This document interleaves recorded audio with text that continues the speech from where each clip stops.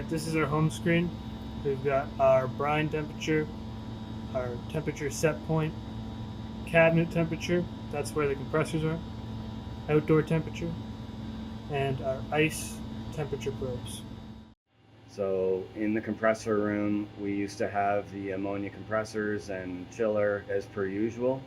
And now all we have left in this room is the brine pump and this unit here.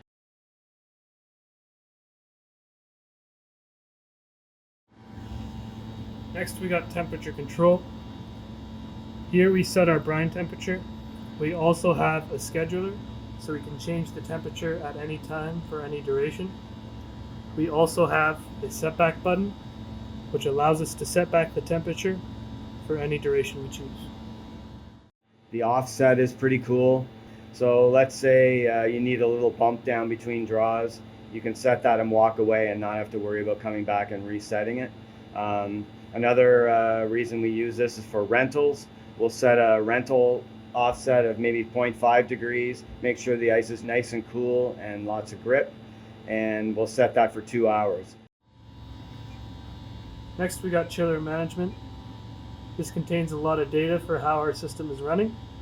We can go into a specific chiller and see the flow, the temperature in and the temperature out.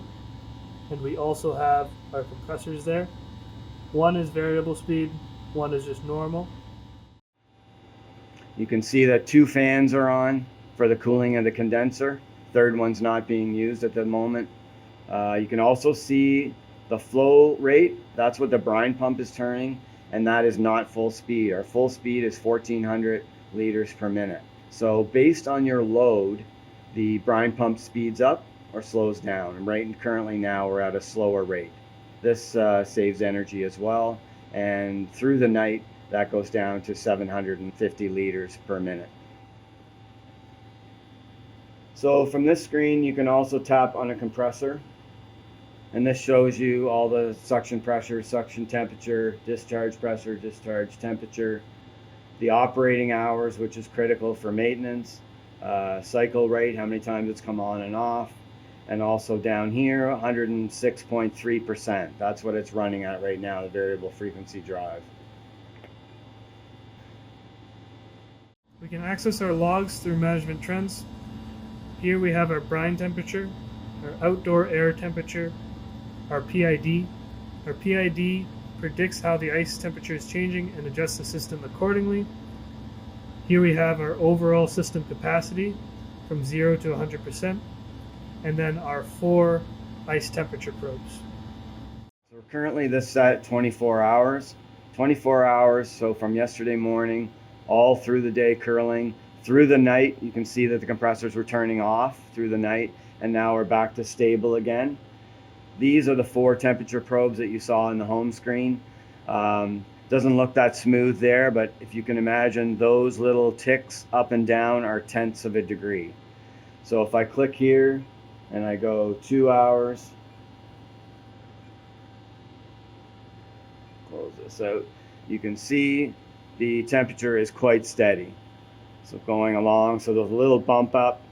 If I click on the screen on the line, I can look at the time. That was 9:09. The curler started at 9 o'clock. You can see there was a 1/10 bump in the ice temperature on sheet 1 at the glass end. You can set this graph to 200 hours.